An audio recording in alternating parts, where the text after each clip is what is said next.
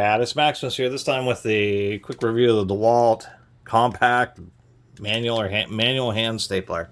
Part number is something that's really hard to see. DWHTTR 130LH. What a nice model number. I don't know where they're getting those from. Anyway, it's only rated for up to ½ inch, not the 9/16 or 17/32 staples, which is still pretty decent. It is made in Taiwan. We even have a manufacturer date. It appears to be 2015. Of course, all the power tool manufacturers over the last, I'd say 10 to 15 years, are sort of really realizing if they start selling accessories, they can increase the amount of money that they make rather than just trying to sell exclusively power tools. And really, they started with, driver bits and that type of stuff, and then moved into hammers. And nowadays, in the modern era, it seems it's just not everything under the sun. They're just hand tools, air tools, DeWalt, everything. I mean, soon it'll be DeWalt foods in the frozen section of your local grocer and DeWalt gas stations. Anyway, at least they're wide enough to use pretty standard, easy to find Aero T50 staples, although these are getting expensive, about $5 a pack. These would also be known as narrow crown versus wide crown staples. Pretty easy to load. Has a captured slide, which is pretty decent, although this is a plastic clip here, and that's one thing I worry about in cold weather. You're going to have a hard time feeling, and I have this sneaking suspicion that in cold weather you're going to take this, you're going to grip it, and just grip it all the way down. The damn thing's going to snap off. Should have made that out of metal, especially considering the thing is die-cast aluminum body. The rail and everything is steel, so why on earth they would press in a little plastic clip? A little bit annoying. Pretty easy to load in the staples. There we go. One thing I would like to mention, however, is that it has a belt clip, which is something pretty darn rare on a manual stapler, and I'm actually glad DeWalt included it, and I'm glad they're wise enough to allow you to switch sides. So, good on DeWalt, at least there. Seems halfway decent. Let me do that first. Does have a latch, although it's a little funky to kind of get it going. Does have a latch for the handle, so I do appreciate that. No adjustable power levels, though, which I suppose is okay. They have this retractable piece on the front. That's actually not a safety. What that is just a little guide, so if you're stapling up wires and cables and that type of stuff, it'll help keep it centered. But if you're doing flat stapling, then it just retracts. And I think that's pretty wise. Anyway, as far as power levels, we have some dry Douglas fir here. I guess in Australia they call it pine. And we'll see if it can drive, how far it will drive. Not that much power.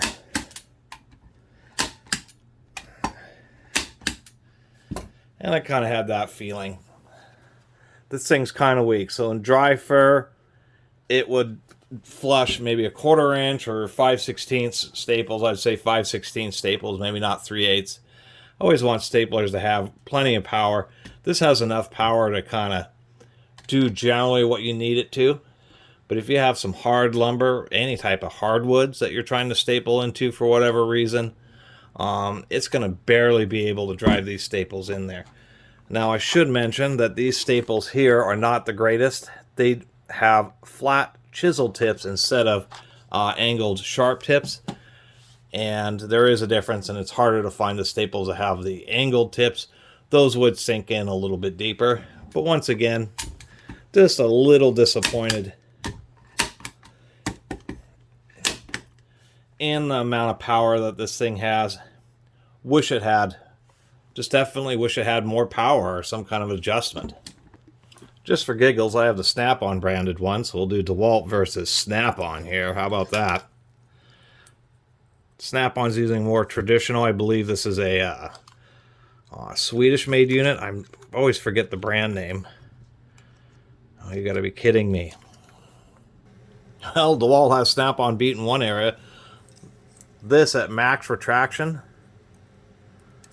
is still a little bit short. Unbelievable that the Snap-on won't take standard length staples or staple cartridge. They're not cartridges. I forget what they're called, but little runs of staples. But the deal with this, Rapid is the company that I'm looking for. I believe this is made by Rapid. This has adjustable power level. Of course, it's an all steel design. What I'm going to go ahead and do is crank up the power level all the way and see how this drives those 1/2-inch staples. 100%.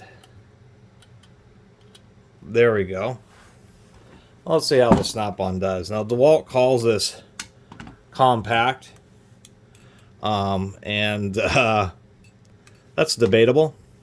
Because obviously both these staplers use the same size staples, and we can see the snap-on appears to be a heck of a lot more compact than the compact DeWalt. And at max power, I mean, one, it has adjustable power levels, which is nice.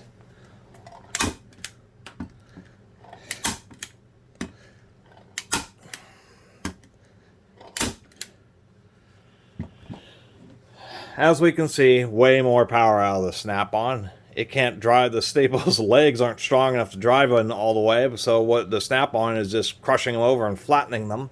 Nonetheless, way more power. Every time. That time actually that was kind of interesting right there. It actually evenly squished it out both sides. So anyway, there's my little review of the DeWalt compact stapler. As far as weight, even though it's bigger, it still is lighter than the all-steel Rapid-made snap-on one. I do like the ergonomics. It is pretty comfortable. This is a steel lever with a plastic overmold, so it is pretty darn easy to use. And has a pretty innovative guide here.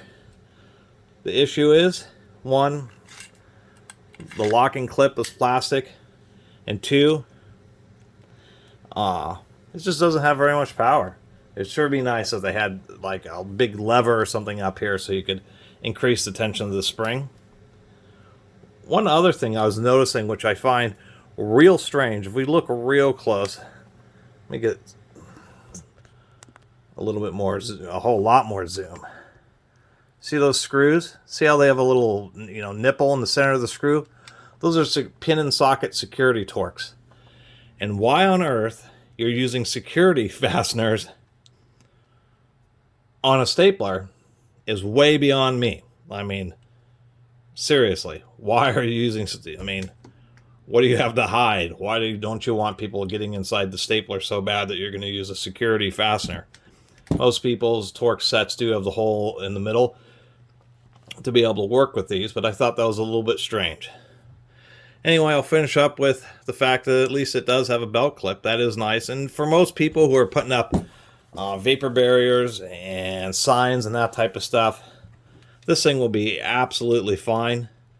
But as compared to something that is, just a little bit heavier duty, I would say that this DeWalt, as far as, in the power department, comes up a little bit shy. The other thing that I find a little bit disappointing by this DeWalt too is I was looking around and I must have omitted it, but like on the snap-on, it's rated for up to 14 millimeter staples, so this will drive huge staples, where the DeWalt's only rated for 12 millimeter. It can drive the rounded U-shaped staples. It's also rated to drive brad nails manually, which is a pretty cool aspect, where the DeWalt isn't. And you're wondering how the snap-on can drive the U-shape, as we can see that the driving anvil actually has the little arc in it, where the DeWalt is squared. This DeWalt can never actually drive the little rounded staples. I don't know how I talked so long about it, but I was kind of excited about this DeWalt until I compared it to the Rapid-made snap-on and found that this thing is smaller, more powerful, and has more features. That's the bottom line. Anyway, really appreciate everybody who's been watching and subscribing, and if you haven't subscribed, please do. Until next time, Catus Maximus out.